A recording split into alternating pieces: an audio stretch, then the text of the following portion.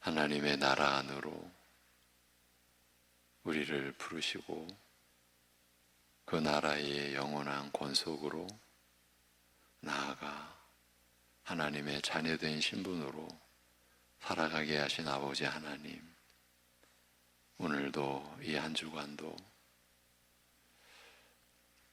우리가 처한 현실로 우리를 보는 게 아니라 하나님이 우리를 부르시고 우리를 위하시고 우리를 사랑하신 그 믿음의 눈으로 우리 자신을 볼 수 있는 은혜를 주셔서 우리가 우리의 현실에 파묻혀 사는 게 아니라 그 현실 속에서 하나님 나라를 소망하며, 아니 이미 우리가 하나님 나라의 기업을 상속받을 자로 하나님께 그 사랑을 입고 그 은혜를 입고 사는 자로 그러한 믿음의 인식과 믿음의 의지를 가지고 살아가게 하여 주시옵소서. 그러기에 오늘도 이 세상의 말씀이 아니라 하나님의 말씀을 우리가 받고 그 말씀 안에서 기도할 수 있게 하여 주시옵소서. 예수님의 이름으로 기도합니다. 아멘. 로마서 8장 28절에서 30절 보시겠습니다.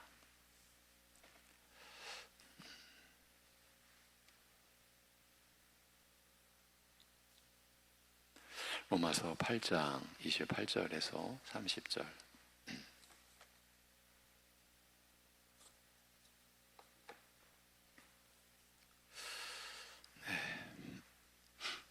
같이 보시겠습니다.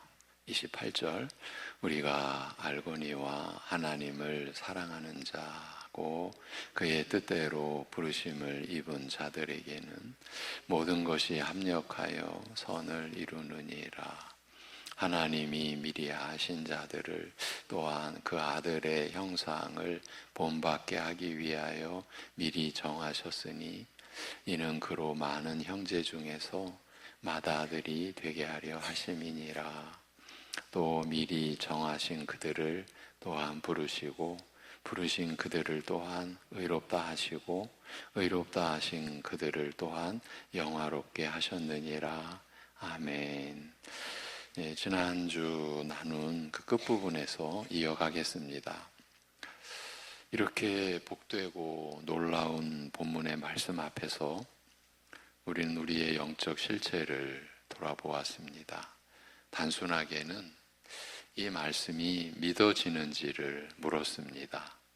좀 더 상세하게 묻는다면 우리가 이러한 믿음의 내용을 가지고 살고 있는가? 한 걸음 더 나아가면 더 단순하게 이 말씀대로 사는가? 이걸 물었습니다. 만일에 우리가 이 말씀 그대로를 믿고 있지 않는다면 우리는 분명히 신자라고 하면서도 신자로서 누려야 할 하나님의 복락을 우리 스스로 차버린 상태로 살고 있는 것 아닌가.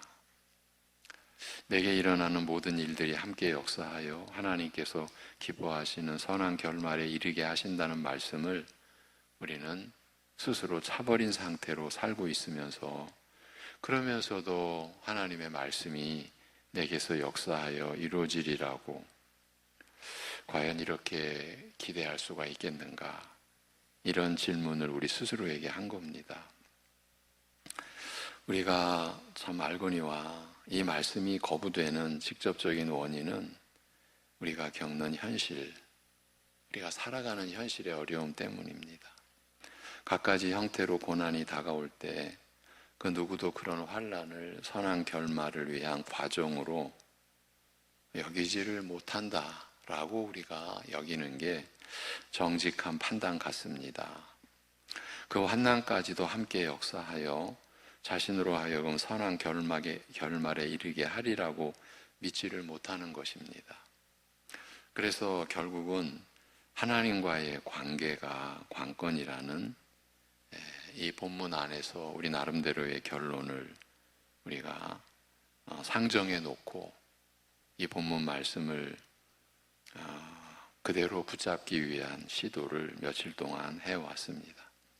이 말씀을 받아들이지 못하는 것은 결국 하나님과의 관계에서 비롯된 문제라는 인식을 하게 된 것이고 그 점을 확인했던 것입니다.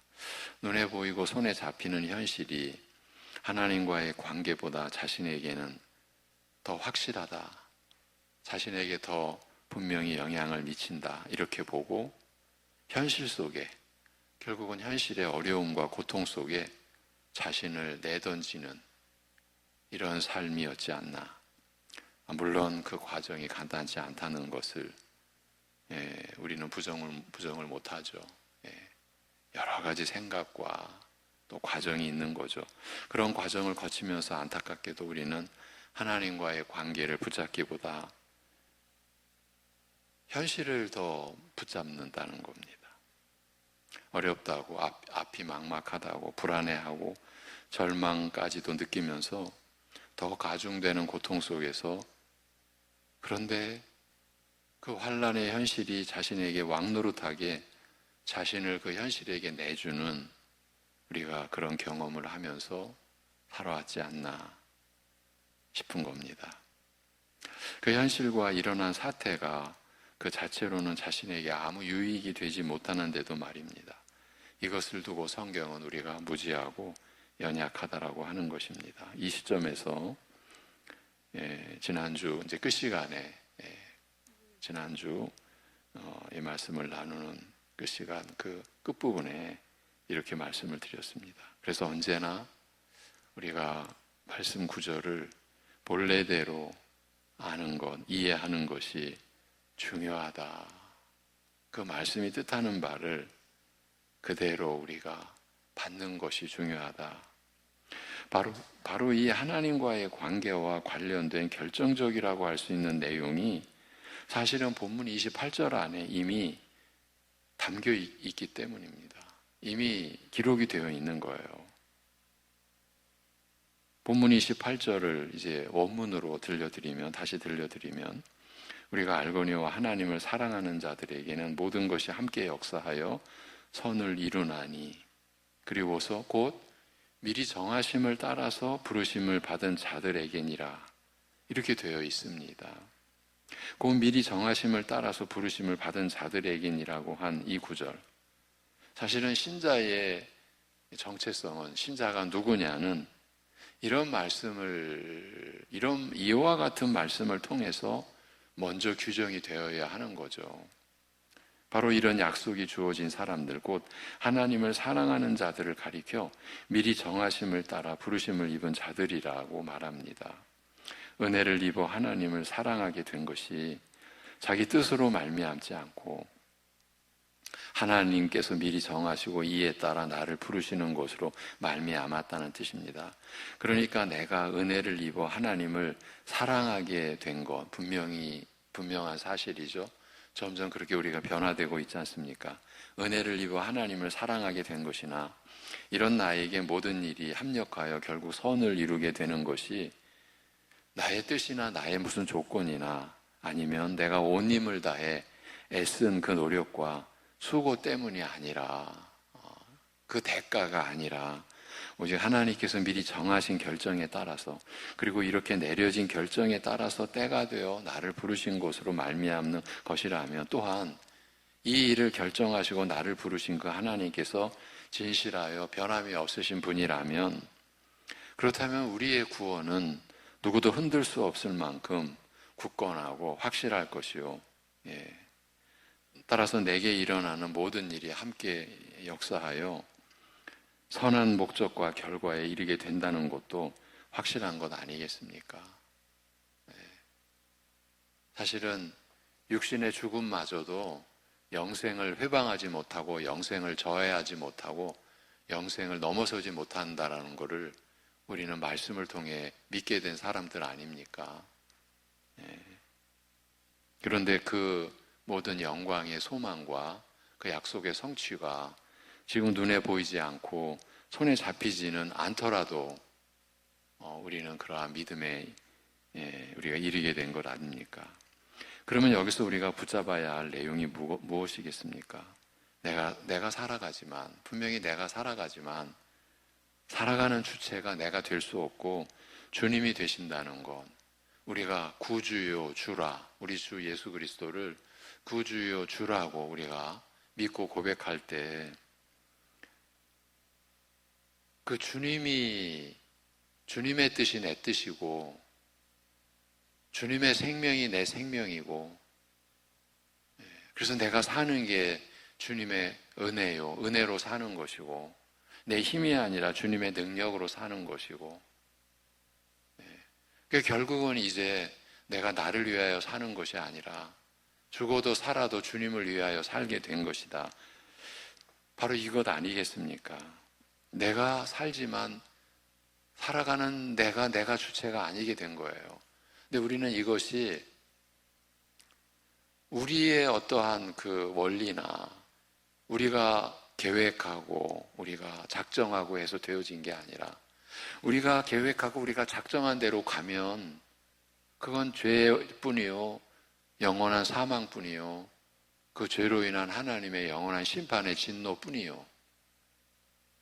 그런데 그것을 하나님이 전부 다 그런 삶을 멈추게 하시고, 그런 삶의 원인과 결과를 하나님께서 다 담당해 주시고, 우리에게 영생이라는 영원한 하나님의 그 영광에 참여하는 그러한 삶을 우리에게 허락해 주셨지 않습니까? 그러니까 우리가 내가 살아도 내가 주체가 아니다라고 하는 말이 무슨 억압에 의해서 억지로 우리가 되어진 게 아니라는 거죠. 이것이 은혜다, 이것이 하나님의 사랑이다, 우리가 이렇게 고백하게 됐지 않습니까? 그러니까 자기 자신을 향한 마음을 늘 항상 우리 주 예수 그리스도를 향한 마음으로 이제 돌려가는 거죠. 우리가 점점 그것이 더 능숙해지고 더 성숙해지는 거죠. 살아가고 있는 현실의 현장에서, 여러분이 지금 살고 있는 그 현실의 현장에서 일어나는 모든 일을 통해서 자신을 바라보느냐, 주님을 바라보느냐라는 거죠. 다시 말해 삶의 관점이 자신에게로 향하여 있느냐, 주님께로 향하여 있느냐. 살아도 주를 위하여, 죽어도 주를 위하여이냐. 바로 이 점이야말로 우리가 싸워야 할 진정한 싸움이라는 뜻입니다. 이 싸움의 본질을 달리 말하면요, 하나님 나라 안에서는 누구를 이기느냐는 싸움이 없다는 거예요. 그럴 필요가 없고 그럴 가치가 없다라는 거예요. 누구를 상대하는 게 아니에요. 그래서 누구를 이겨내고 누구보다 더 달라야 되고 나아야 되고, 어차피 이 세상은 하나님 없이 자기가 주인이 되고 자기가 신이 되어 살아가니까 그럴 수밖에 없어요. 그런데 우리는 그 세상의 원리에서, 세상의 가치에서 우리는 옮겨진 바 됐잖아요. 하나님 나라의 원리로 우리가 살게 됐잖아요. 그 원리는, 그 하나님 나라에서는 누구를 이기느냐는 싸움이 없어요. 그럴 가치가 없어요. 그럴 필요가 없어요. 세상에서야 언제나 나 아닌 누구를 이기느냐는 싸움으로 살게 되어 있지만, 그러나 주님의 나라, 하나님의 집에서는 이제 그럴 필요가 없고 그런 싸움을 해야 할 이유가 없습니다. 왜입니까? 하나님의 은혜와 사랑의 풍성함과 그 부요함은 완전하며 충만하고 누구에게나 차별 없이 공평하게 부어지고 있으니까요. 하나님께서 그리스도를 믿는 자에게 하나님의 자녀가 되는 권세를 주셨는데, 그 권세 안에 무슨 차별이 있을 수 있겠고. 근데 우리는 그 차별을 늘 의식하는 거예요. 왜 의식합니까? 우리 현실이 다르니까. 현실이 우리가 왕노릇하는 거예요. 이것은 우리가 하나님을 바라보는 믿음의 관점, 성령께서 나를 견직해 해주시는 그 영적 관점이 아니고서는 극복이 안 되는 거죠. 내 현실은 분명히 다르지 않습니까? 먹는 게 다르고 입는 게 다르고 사는 외적 환경이 다르니까, 한 교회 안에서도 다르니까 우리는 하나님의 은혜까지도, 하나님의 사랑까지도 의식하든 의식하지 않든 우리에게서 드러나는 양상을 보면 이미 우리는 하나님의 은혜까지도 차별시키고 있는 거예요. 하나님이 차별하시는구나. 하나님의 사랑에도 차별이 있구나. 그건 하나님의 책임이 아니라 우리의 책임이죠.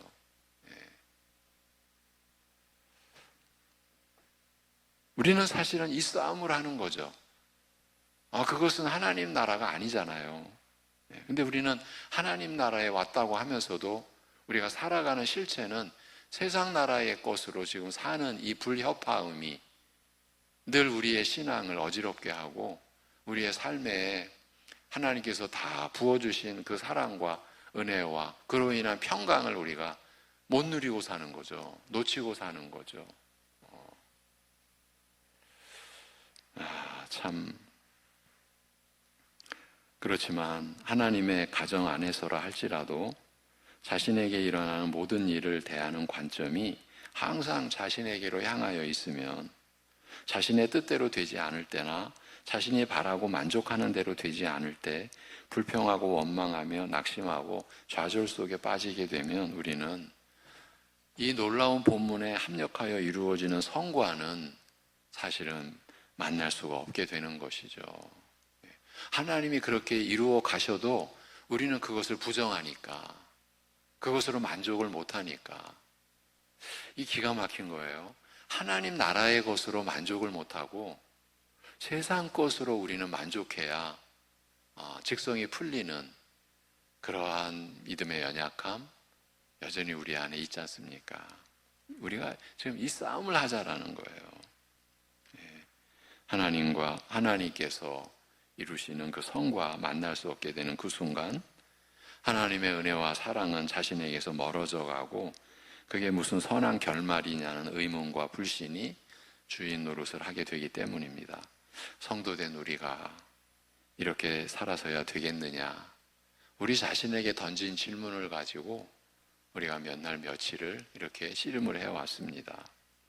지금까지 나눈 내용이 본문 28절에서 이어지는 29절 이하의 말씀과 어떻게 연결이 되는지, 그래서 결국 선한 결말이 어떻게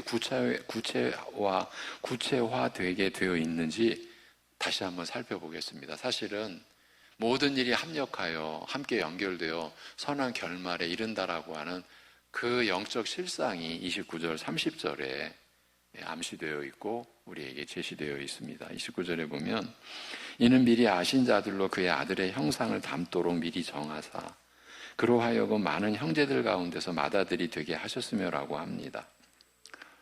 하나님께서 미리 정하신 결정에 따라서 나를 부르신 그 일이 구체적으로 어떤 것인지를 깊이 설명하는 말씀이에요. 우리가 이러한 말씀을 한두 번 보고 듣는다고 이것이 우리의 믿음의 실제가 되겠습니까? 우리의 평생 묵상하고 또 생각하고 성령께서 열어주시는 그 내용을 붙잡고 깨닫게 해주시는 그 실체의 내용을 우리가 또 확인해가는 과정에서 우리가 이 말씀대로 살게 되는 거죠. 하나님께서는 먼저 나를 아셨다고 말합니다. 그리고 이처럼 미리 아신 나를 미리 정하셨다라고 말합니다.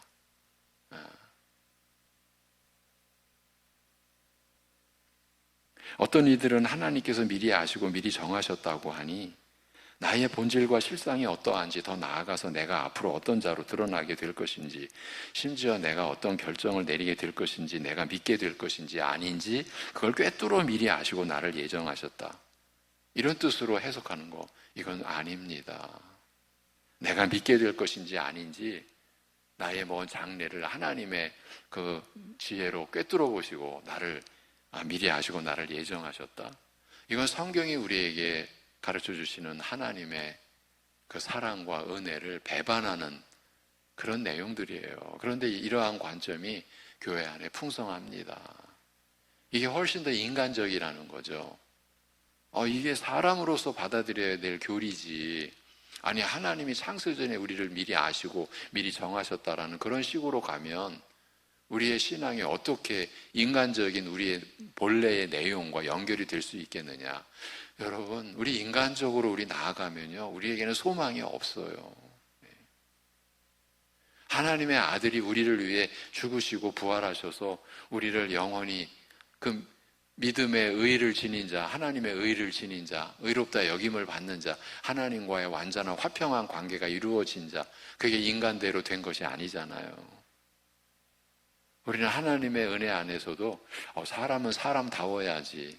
그 사람을 지으신 분이 하나님이신데, 하나님의 형상으로 영적으로 인격적 존재로 지으신 분이 하나님이신데, 우리는 인격적인 존재라고 하면서 상대방의 인격을 우리가 얼마나 무시하며 사는 거를 밥 먹듯이 해왔어요, 사실은요. 가정 안에서도요. 우리가 몰라서 그렇지.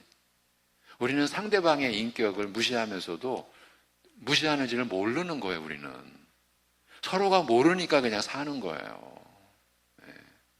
우리가 세상 속에서 살아가면서 그러한 일을 숱하게 경험해 왔잖아요.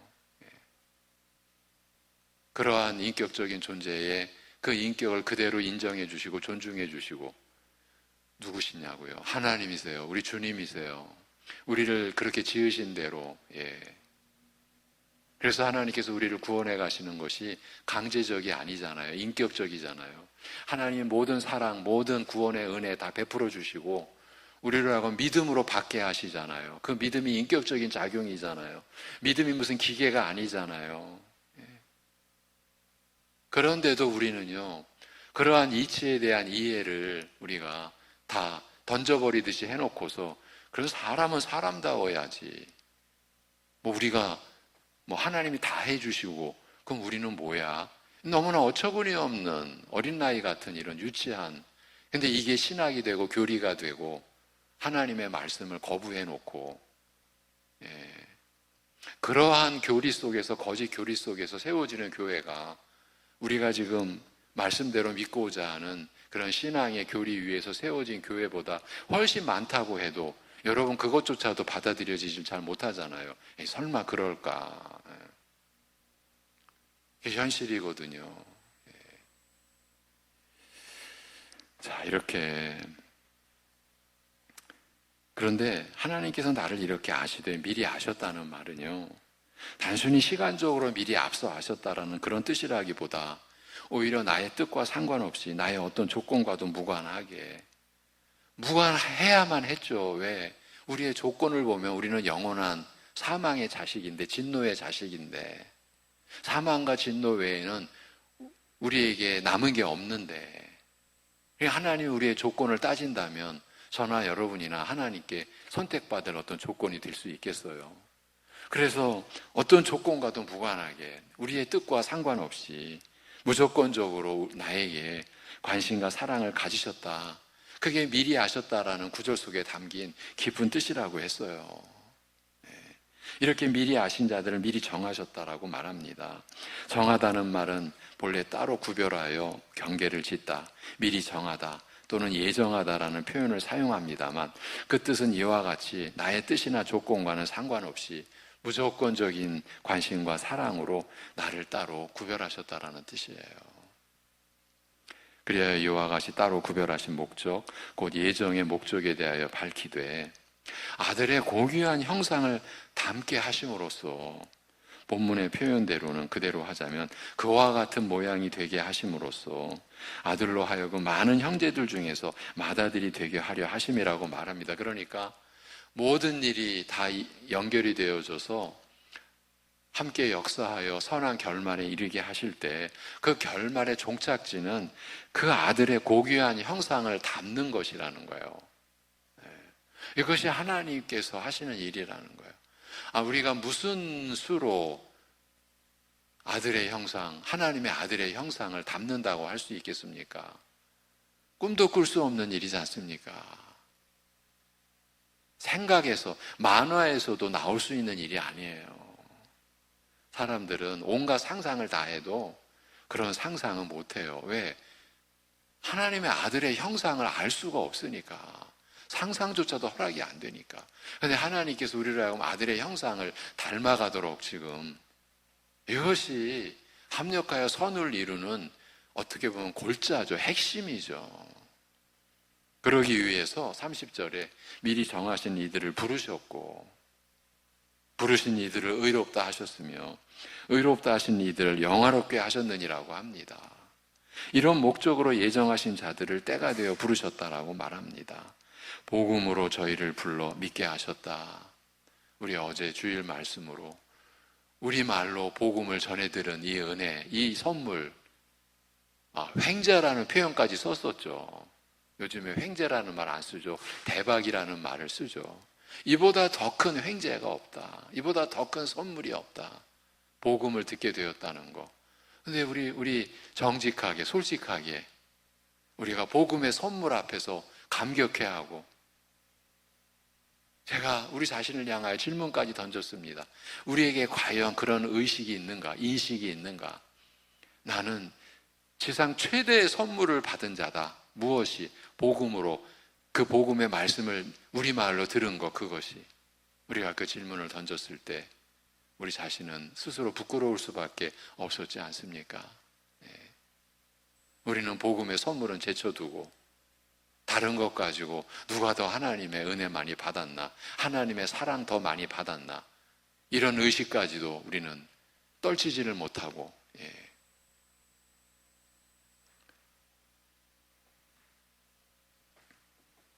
이렇게 복음으로 우리를 불러 믿게 하셨다.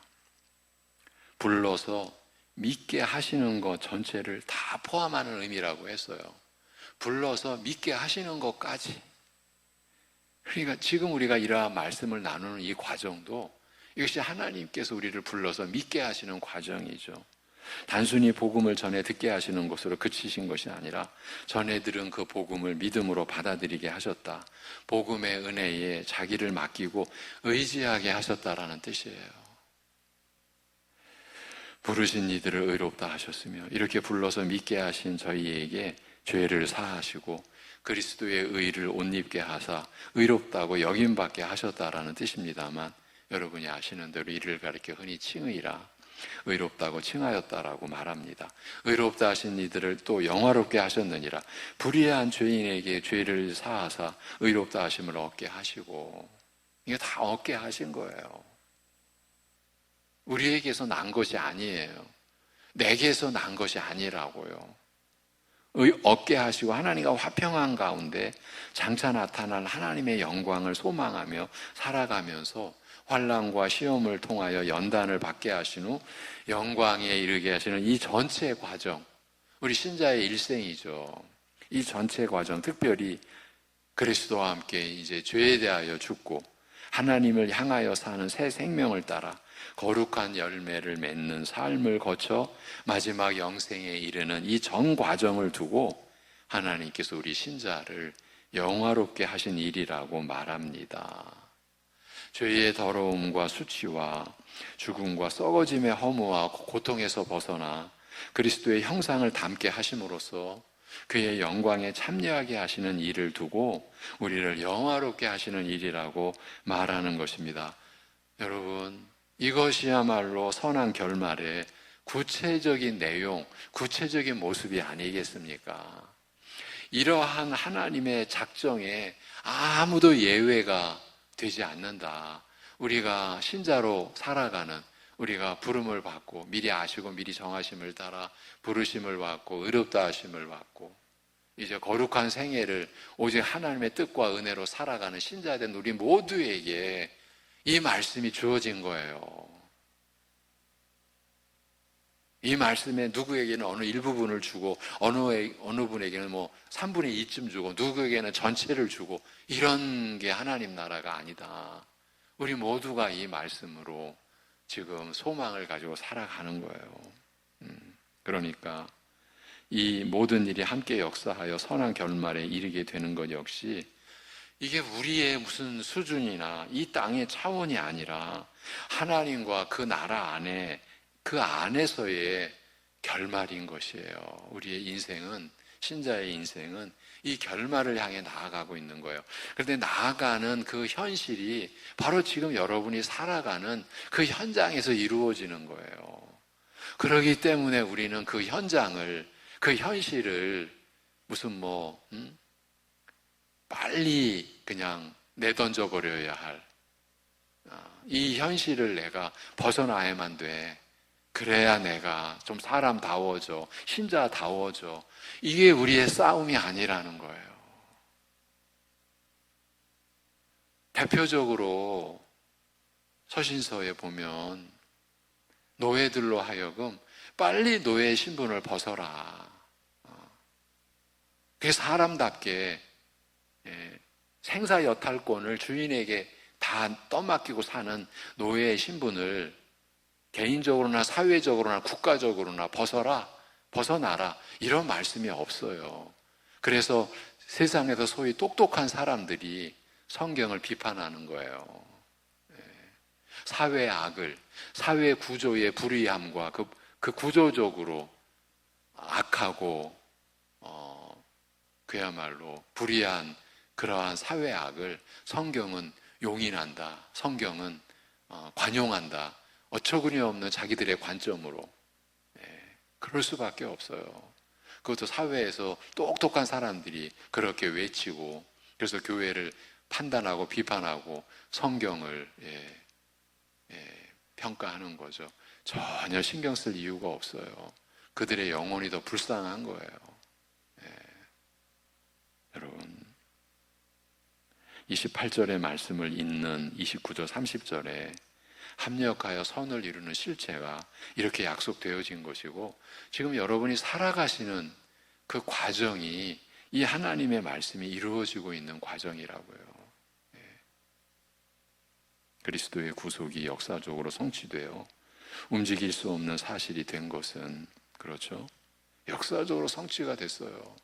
이건 어떻게 흔들 수도 없고 지워버릴 수도 없어요. 이거 움직일 수 없는 사실이 된 것은 우리의 구원이 얼마나 확실하고 든든한 토대와 근거 위에 서 있는지 알려줍니다. 그리스도를 내가 믿어 이 구속의 은혜를 내가 이미 누리게 되었으니 우리의 구원은 더욱 확실하며 믿는 자에게 선물로 주신 성령께서 영원토록 우리 안에 거하시면서 우리를 거룩하게 하시며 무지한 우리를 위하여 탄식으로 간구하여 우리의 연약함을 도우시니 참으로 우리에게 어떤 일이 닥치거나 일어나든지 그 모든 것이 합력하여 선을 이루리라는 확신, 그런 희망을 가질만 한 거죠. 이 말씀 위에서.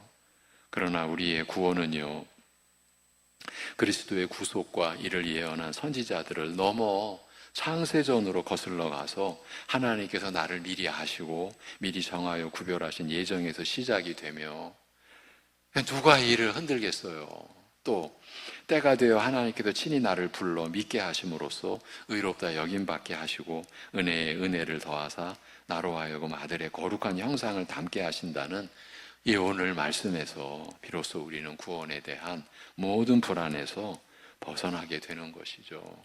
나의 구원이 나에게서 시작되지 않고 하나님에게서 시작되었다는 것에서, 내가 나의 구원을 이루어가는 것이 아니라 하나님께서 나의 구원을 끝까지 이루어 가신다는 것에서 나의 구원이 참으로 안전함을 깊이 확신하게 되기 때문입니다.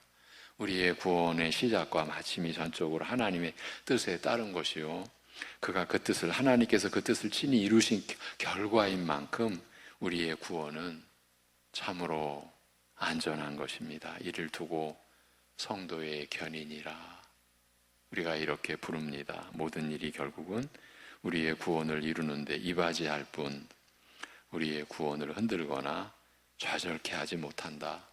육신의 어떤 고통도, 육신의 죽음까지도 영생의 약속을 흔들지 못한다. 좌절케 하지 못한다. 영생을 회방하지 못한다.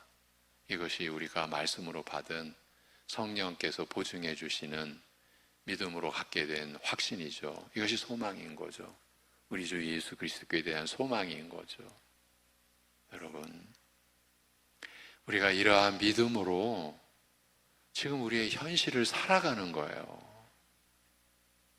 그 믿음으로 현실을 그냥 부정하고, 내 현실은 믿음으로는 이런 현실이면 안 되지. 여러분, 그런 현실이 없어요. 근데 우리는 그렇게 생각하는 거예요. 결국 또 끝에 와서도 내 현실을 부정하고 싶은 거죠. 아닙니다. 지금 우리가 주어진 그 현실 속에서 범사에 감사하라. 쉬지 말고 끊임없이 기도하라. 항상 기뻐하라. 이것이 주 예수 그리스도 안에서 너희를 향하신 하나님의 뜻이니라는 말씀이 주어진 그 자리가 지금 내가, 우리 각자가, 여러분 각자가 살아가고 계시는 그 현실의 현장인 것이에요. 기도하겠습니다. 하나님 아버지,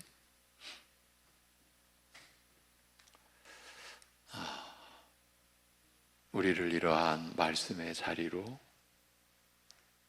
이러한 하나님의 언약의 이 영원한 하나님 나라로 우리를 불러주시고 우리를 세워주시고, 그래서 지금 우리 각자가 살아가는 그 현실 속에서 주님을 뵙고 주님을 만나고 주님과 함께하고 주님을 의지하고 우리의 모든 것을 주님께 맡겨드리고 살아가게 하여 주신 것 감사합니다.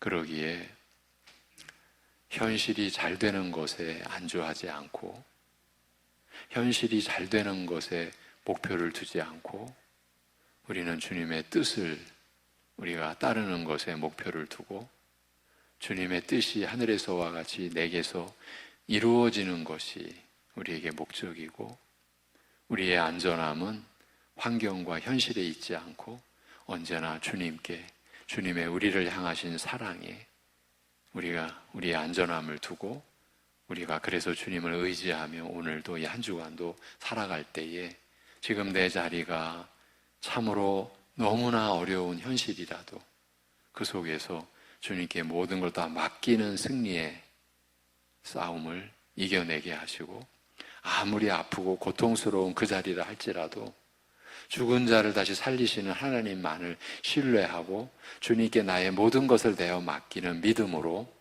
승리하는 하루와 한 주간을 살아낼 수 있게 우리를 붙들어 주시옵소서. 아버지 하나님, 사단의 역사가, 사단의 위협이 세상 온 세계를 동원해서, 아니면 국가를 동원해서, 아니면 내가 살고 있는 이 지역과 내 삶의 모든 환경을 동원해서 나를 위협하고 우리를 공격할지라도 우리의 피난처요, 우리의 요새시요, 우리의 산성이 되시는 우리 주님 안에 우리가 있음을, 아니 주님과 우리가 연합되어 하나 되어 있음을 우리가 믿음으로 승리하며, 그래서 주님을 따라 오늘도 이 한 주간도 살아가게 하여 주시옵소서. 예수 그리스도의 이름으로 기도하옵나이다. 아멘.